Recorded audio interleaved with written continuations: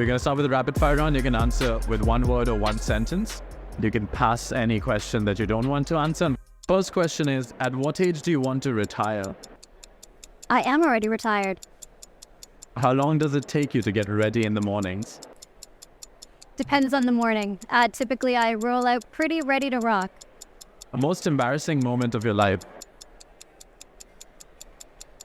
Okay, so I was doing a podcast, and I had eaten a sandwich, and I had sandwich stuck inside my teeth, and I was picking the sandwich out, but I didn't realize that although my audio was off, my video was on, and they were watching me pick out the sandwich.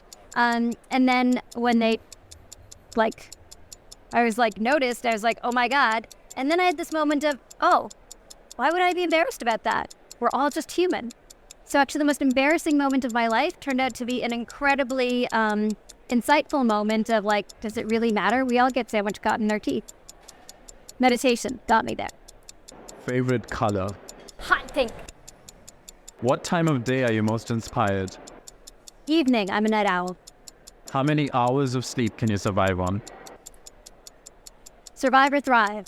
7.5 to 8 is my preference. I don't like less than that. Fill in the blank. An upcoming technology trend is blank. An upcoming technology trend is a great opportunity to... I'm not going to answer that one. Okay. The city in which the best kiss of your life happened. Toronto is the city in which the best kiss of my life happened, where I was born and raised. Pick one, Mark Zuckerberg or Elon Musk. Neither. Ew. The biggest mistake of your career.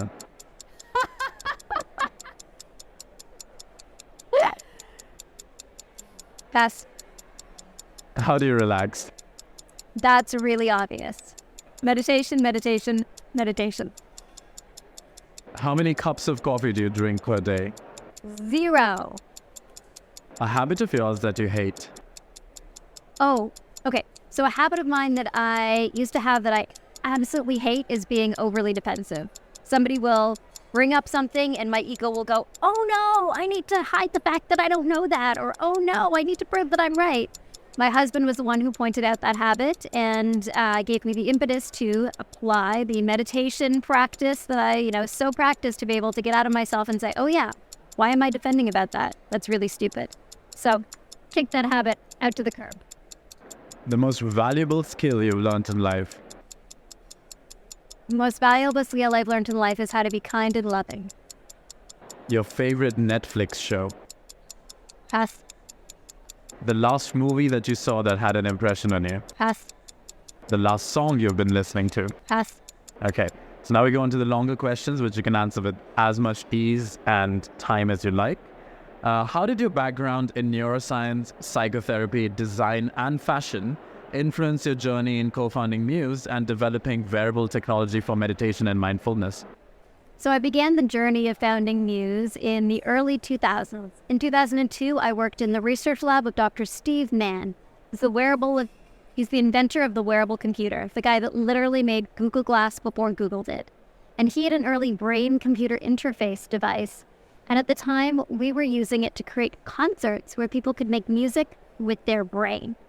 48 people at a time would slip on an electrode, close their eyes, and while they did so, the sound in the room would change.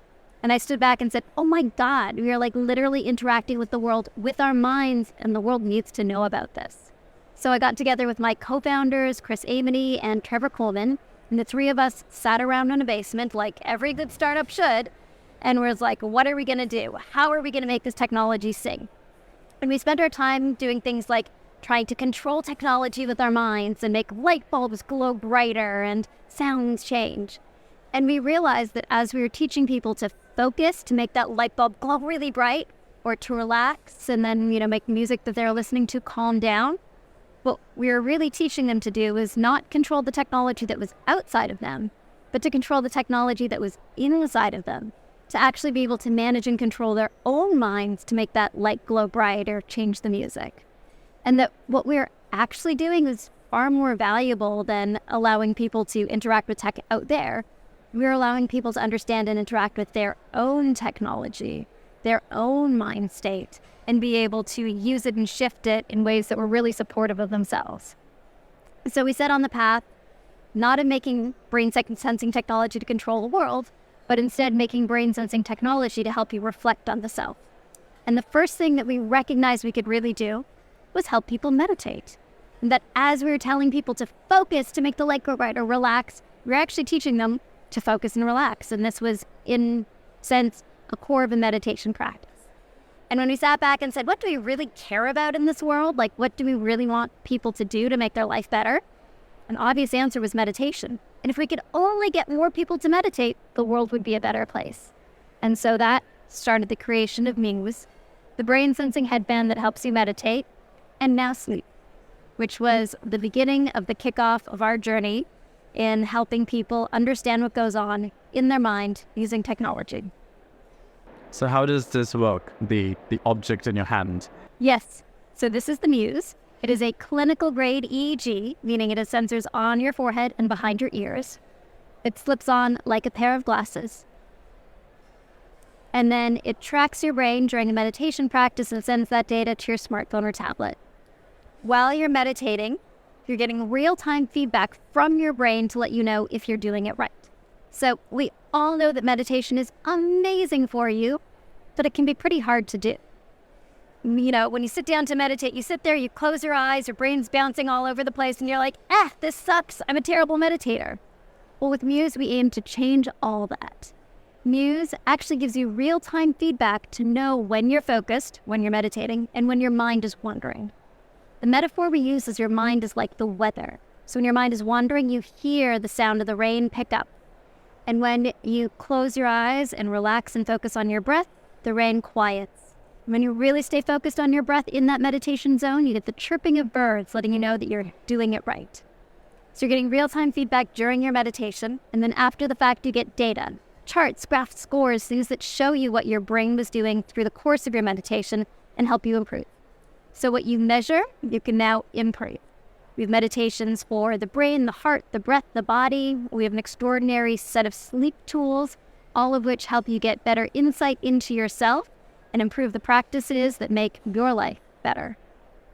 Can you share some insights into your creative process and how you combine science, neuroscience, emotion, and design to create innovative products? Okay, so I love the creative process. I'm somebody who started in very disparate worlds. My mother was an artist, so I grew up with very beautiful, large-scale oil on canvas paintings, and I was brought up to believe that from nothing, a blank canvas, you could take what was in your imagination and make it come to life, create something that was beautiful and really moving. I also grew up in a household where my dad was an entrepreneur and a businessman, and so business was in my blood. I had a lemonade stand when I was 5 years old, and we sold lemonade with raspberries and mint in it because it was a better product. You know, it was like early product marketing. And so my creative process was something that was really messy and like emotive and engaged, but also very focused on how you could build a business around it and with that kind of business discipline. I went off to study neuroscience because I was fascinated not just about lemonade, but actually about the brain and how we work, and then brought together the experience of creating stuff along the way. I was a fashion designer because that's another way of exploring creation in the self and creating cool products and making your ideas come to life, but a terrible, terrible business model.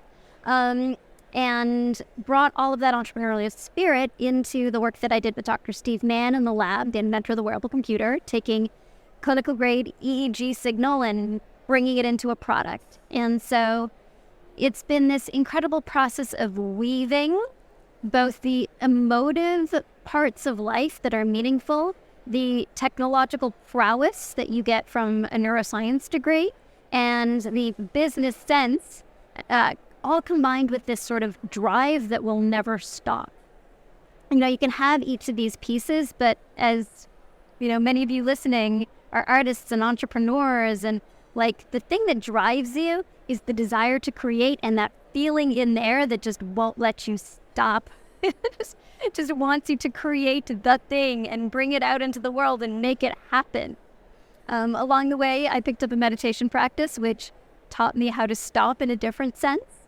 not how to, give up my passion or my ambition, but instead to create a space of quiet and calm that allowed me to be much more focused and much more intentional about what I was doing, and really choose the right paths rather than being reactive to it, and to take feedback on the creations and like meaningfully utilize that rather than just being defensive. So it's been this process of creative desire, drive, eventual discipline that honed me to be able to take in creative input and to drive forward. And then the whole other piece when you're running a business, which is being able to manage a team and being able to bring people into the vision to be excited about what you're doing and create an organizational structure that people can work in to all work together towards the same goal. So it's a very complex interweaving, a complex soup that probably a lot of you listening will identify with. And it's a process that continues. I'm not an expert at any of these pieces yet, but they seem to be getting better and better as I do them as time goes on. So you talk a lot about wearables. What do you think about Apple's new wearable? Apple's new VR wearable? Yes. So Apple's new VR wearable is very interesting. Obviously, Apple getting into something gives you the check mark of it's real, it's here, and Apple's going to do a darn good job of it. Whereas the meta versions, still have their awkwardness associated with them and still can be in the corner of like a developer or something that's not necessarily mainstream. Once Apple comes into the play, they have their own playbook behind it. They have a range of applications already baked in their minds that are going to be meaningful.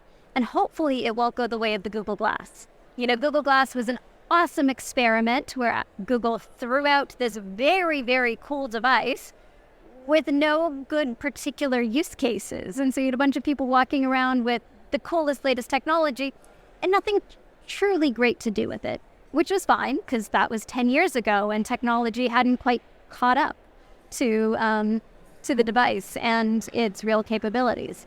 So when Apple brings something out, they have a good idea, they have a game plan, and they have a use case. So I'm excited to see what's going to happen to the world of VR now that Apple's in the game. So you started your first research lab at the age of 17, which is quite remarkable. How did that early experience shape your career and passion for neuroscience? So from a very young age, I was interested both in art and science. As I said, my mom was an artist, and I really wondered how the world worked. Like, why was this table hard? Why did I think about the world in the way that I did? So I went on to study science and absolutely loved it. I'm 43, so this was in, the early 1990s when there wasn't a big push for girls to be in STEM. And I got super lucky, and my high school science program actually had a PCR machine and an early biotechnology focus to it. So I was learning biotech in 1996. And then I was able to actually start teaching how you extract DNA from basic cells, how you replicate that DNA in a very simple PCR machine in 1996 in my high school lab. And then from there got a job in a research lab working with Dr. Ellen Bernstein, whose lab focus was on hematopoietic stem cells. And they looked at embryonic stem cells in knockout mice, and this was 1997, as many buzzwords as you could get for the late 90s. And I was, just a very junior assistant in the lab, but I was 17 years old and actually doing real research with mice and helping and assisting in understanding the development of blood cells, hematopoietic stem cells, in these knockout mice ecosystems. And so that really gave me an extraordinarily leg up into feeling like I could really make impact in the field of science. Gave me both the confidence and the tools and the language to be able to engage with it. And then when I went to university, I went for neuroscience. Although at the same time, I had a line of clothing that I sold to stores in New York. And then when I graduated, I opened a little clothing store. So I was always playing between these worlds of art and science. So even at 16, I had a little line of clothing that they carried in the streets of Toronto, like my hometown. while I was working in this research lab at 17. So there's always been this tug for me back and forth between science and art, where science is the enabling tools, science is the methodology, science is the linear process of discovery, science is a form of technology, and the emotional part, the human part, the creating experiences part, the excitement and stimulation part, the color, the life, the sound. And so in the building of Muse, what we have is a very technologically capable device. It's a clinical grade EEG, which gets extraordinary signal, which is used by hundreds, probably thousands of research labs across the world with 200 papers published on it. And we get a beautiful human experience. You get to be able to actually hear the sound of your own mind, to be able to, touch in with yourself during the practice of meditation in a way that is really metaphoric and beautiful. So it's this, pulling together of art and science that allows for the best innovations to exist. And when we think about, the world of gaming, when we think about the technologies that we really love, when we think about the devices that Apple makes and how they fit seamlessly and how they're beautiful, it is that seamless interweaving of extraordinary tech and understanding the human factor and making experiences that absolutely delight. Do you have any thoughts on neurodiversity and the increasing role it has come to, the focus it's come to in the current world? Hallelujah for neurodiversity. In the very recent past, the idea that somebody would have anxiety, depression, ADHD was really, truly a stigma. It was the feeling that this person was somehow atypical and not normal and therefore not good, that it, may taint our environment or, the work that one would be doing if you had somebody like that on routine. And I've heard these conversations. They're really unhelpful. And only in the last 5 years have we made the recognition that, frankly, all of us are somewhere on the spectrum of anxious and depressed. Many of us are on the spectrum of ASD or other associated labels. Many of us have ADD, ADHD characteristics, if not a diagnosis, and all of that is okay. It sometimes makes the experience of living quite difficult. It sometimes makes the experience of living quite difficult. I myself got postpartum OCD and had very intense thoughts in my head that were illogical and nonsensical, but felt so utterly intense and real. And I was a mental health professional. It was still hard for me to parse these thoughts.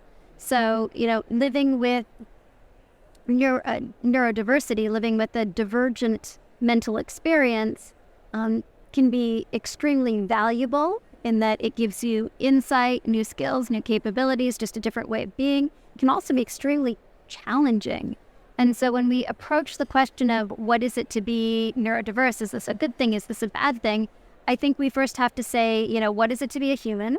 To be a human can be very challenging at some times, both mentally and physically.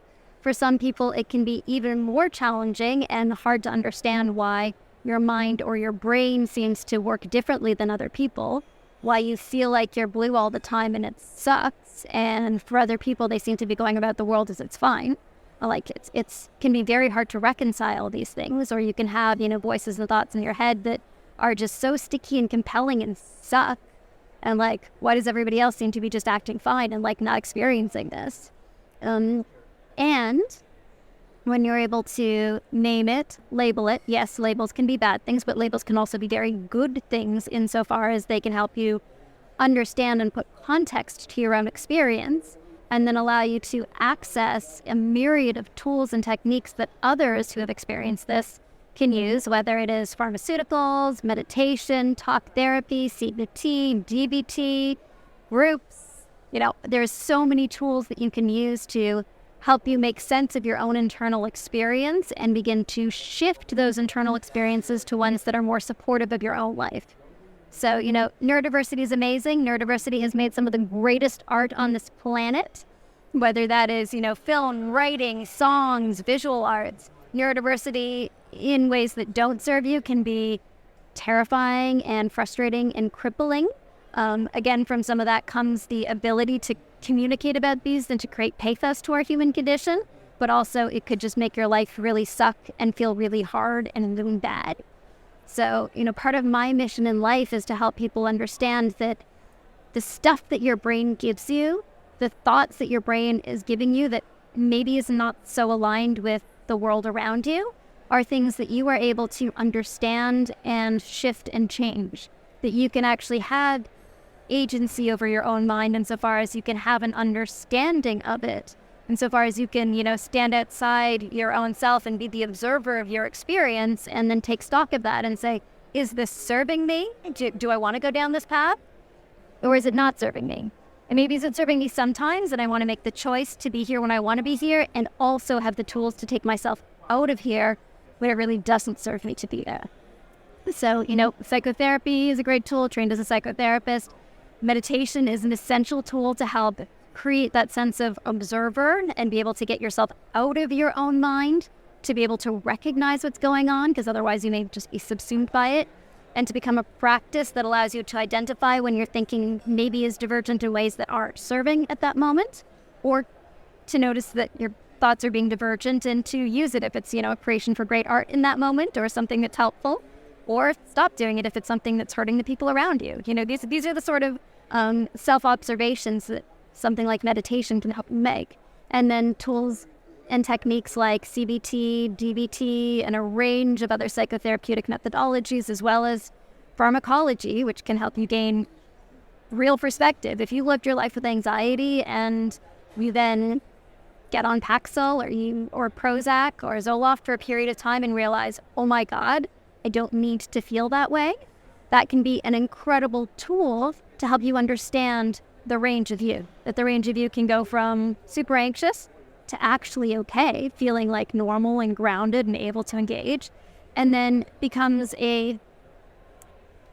like a methodology to help you learn, oh, well, when I'm here, I do have the option to bring myself here, whether it's with pharmacological help or without. Now that I know I can get here, what are the other means that I can use now that I've tasted it, now that I understand it, now that I can build capacity and return to this state. So this is a very long-winded answer to the question of what I think about neurodiversity. But here are, many of my stream of consciousness thoughts on the subject. So in contrast to using drugs or smart drugs to optimize brain chemistry, how does meditation go beyond altering brain chemistry and actually changing the structure of the brain permanently? Okay, so meditation makes real change in the brain. So meditation is not just this thing that you do that feels good. It actually can change the meat of this organ in your head in a number of different ways. So way number one, the part of your head here, you have your frontal cortex. The frontal cortex is kind of essential because it's the part of our brain that's associated with our higher order processing, with our planning, our attention, our inhibition. It's the thing that separates us from other mammals. Now, bad news, as you age, your prefrontal cortex thins. Good news, if you're able to maintain a long-term meditation practice, you can maintain the thickness of your prefrontal cortex even as you age.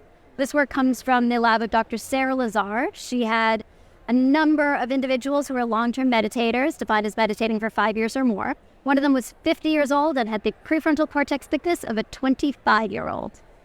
Next thing that happens, so there's this little part of your brain right here called the amygdala. The amygdala is the part of your brain that is scanning for danger. The emotional center of your brain that's responsible for your fight or flight response. It's the thing that freaks out when things go bad. Bad news, your amygdala is kind of like a 2-year-old having a temper tantrum. Good news, your prefrontal cortex's role is to manage your amygdala. So what we see in even short-term meditators is you can see a decrease in the activation of the amygdala. So that part of you that's freaking out when things are scary is not freaking out so much more. And in long-term meditators, it's even been demonstrated that you see increased projections from the prefrontal cortex to the amygdala. So it's kind of like if the amygdala is a little 2-year-old who sees a shadow on the wall and goes like, ah, I'm freaking out, it's a shadow on the wall. The prefrontal cortex is the parent that comes in and says, let's look around, scan the scene, just a shadow. Let's turn on the lights. Down, little amygdala, calm down, it's okay. And actually, in long-term meditators, as I said, you're seeing an increase in the ability of the prefrontal cortex to down-regulate the amygdala, increased projections, and increased ability to manage its freaked-out little self. So, real change in the brain. There's a number of amazing other things that happen. One is meditation has been demonstrated to maintain the volume of your hippocampus. The hippocampus is the seat of your learning and memory. As you age, your hippocampus shrinks. Also, because cortisol has a habit of damaging and shrinking the hippocampus, meditation allows you to decrease your cortisol levels because you're much calmer and can maintain the volume of your hippocampus as you age. Better learning and memory. Meditation can also increase the density of your gray matter. So the amount of gray matter you have is the number of neural connections in your brain. So for reference, Einstein had more gray matter than the average individual. Dr. Sarah Lazar's lab has shown that even just 8 weeks of meditation has been able to increase the density of that gray matter. More gray matter, probably more smarts. Meditation has also been shown to increase the connections to your corpus callosum, the communication between your left and right hemisphere. It's also been demonstrated to upregulate activity in the TPJ, the temporal parietal junction, which is responsible for empathy, compassion, and perspective taking. So, in short, those were just a few of the many more ways that meditation impacts the physical structure of your brain. Best one saved for last, meditation can even decrease the aging of your brain overall. So an amazing study showed that long-term meditators had brains that looked on average 7.5 years younger than short-term meditators. This is the work of Dr. Eileen Luders. And she looked at long-term meditators, which she defined as people who'd been meditating for 5 years or more. So meditation of 5 years or more can lead to 7.5 years of a younger-looking brain. Pretty good investment of 10 minutes a day? I think so. Why do you think meditation has constantly, well, I don't know whether it has come back. It has been important in the history of mankind for a long time, but it comes into cultures, then it goes away for a while, or does it come, or do you think it's been consistently there in all cultures? Or in some cultures it's more, it's less? So we've seen this ebb and flow of meditation over time. Meditation is kind of like the OG technology. 2,000 years ago when forms of meditation were being created and passed down and taught, what it really was a technology to help you query the mind and observe the mind and change your body and physiology. Before there were, Apple Watches to track your heart rate, meditation was a tool that you would use to observe your own self and to be able to see what your heart was doing. Before we had IQ tests, before we had things that allowed us to query our minds, meditation was a tool that allowed you to sit there and observe your mental process and allow you to rewire your own brain and your own body. It is an extraordinary early technology. We have seen the rise and fall of that technology several times. So in Western culture, for example, we really didn't get great exposure to meditation until the 70s brought the fascination with Orientalism. That's probably really not a PC term these days. And the hippie movement brought that fascination into North America, and meditation became on vogue. It then sort of petered under the covers. You didn't see a lot of public meditation until the early 2010s. By 2013, meditation was on the cover of Time magazine, and that kind of marked this extraordinary shift into meditation being part of popular culture. Now, side note, I should mention that in India, in Asia, in Buddhist cultures, meditation has been going strong the entire time. Meditation is also a religious practice of engaging with the self or engaging with a god, depending on the lineage that you come out of. There's Christian meditation, there's even Jewish Kabbalistic meditation, there's Buddhist meditations, and a very extraordinary lineage of teachings that come from there. So, by telling this North American story, I in no way mean to suggest that meditation wasn't alive and kicking the entire time elsewhere. I'm just sort of telling the American pop culture story. So in American pop culture, in the early 2000s, you started to see celebrities meditating. By 2010, you're getting articles about CEOs meditating and athletes meditating. 2013, it's on the cover of Time magazine. Oprah's starting to do it, and now you're getting the mass filtration down. You're getting people starting to say, I should meditate, but not really knowing how to do it. Headspace came out about that time, is starting to gain in popularity. So you're getting the apps coming in because you had the iPhone, you had a mechanism starting in 2010 that allowed you to have apps on your phone so that you could do these things and have a wider dissemination of it. By 2014, we came to market with Muse, a brain sensing headband that could help you meditate. And when we were pitching for Muse back in 2010, 11, 12, we'd go to VCs and they'd be like, your technology is amazing. What's the killer app? And we'd say, to help you meditate. And they would laugh us out of the office. By 2023, those very same VCs meditate with Muse. True story. So, the curve has gone like this to where you started to have tech investment in it. You had Calm.com, the guy from Calm paid $1 million for his webpage that was going to just say calm on it. That was the very first thing it did. And it was a beautiful scene that just made you feel calm. So you start to see the tech investment falling in, which then enabled more technological deployment. Our popularity went from a device that we used by a few thousand people in 2012 when we first came out to, more in 2014 to now 2023, 500,000 people around the world have used Muse to start or enhance their meditation practice. You now have this medical sphere on it. You now have the idea of preventative medicine and healthcare and well care rather than sick care. So everybody knows that meditation is good for you because it can help you regulate your eating, regulate your physiology, decrease your chance of a heart attack, as well as all the, lovely softer stuff like have better relationships, have an increased sense of self, evolve to be a better person. And we've come to the moment of the zeitgeist where so many people meditate that it became a badge of honor. So in the same way that 7 or 8 years ago, carrying a yoga mat down the street and wearing, Lululemons was like the badge of, oh, you are cool, you're somebody who's doing good for yourself. You now have to meditate if you are in the know, if you're somebody who is, wanting to look like they are an evolved person. Good news, meditation actually does help you become an evolved person and possibly care less about what other people think of you in your meditation practice.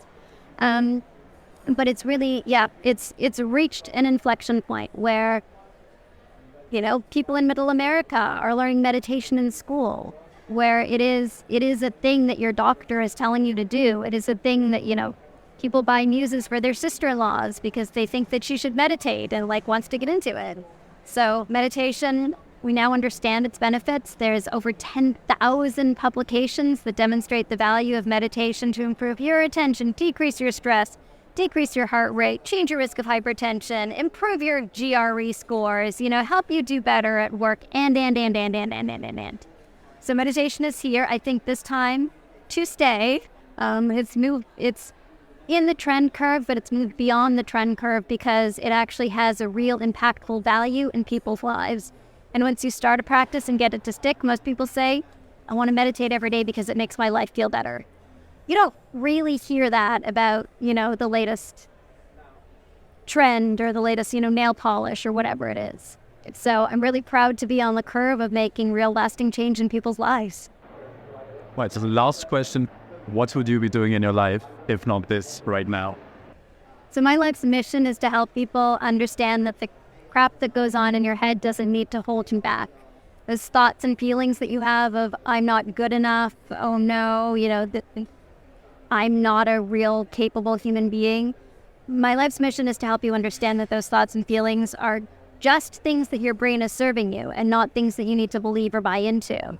And to know that there are tools and techniques and technologies that can help you observe those thoughts and move them aside and make better choices for what fills your own mind and your own life. So if I wasn't building Muse as a brain sensing headband to help you meditate, I would be teaching it in a different form. It's not about the technology, it's about you living a better life. Muse is one way to get there, and it's really effective. And there are lots of ways to get there. All I really care is that more people understand that they are absolutely awesome and don't let those voices in their head hold them back.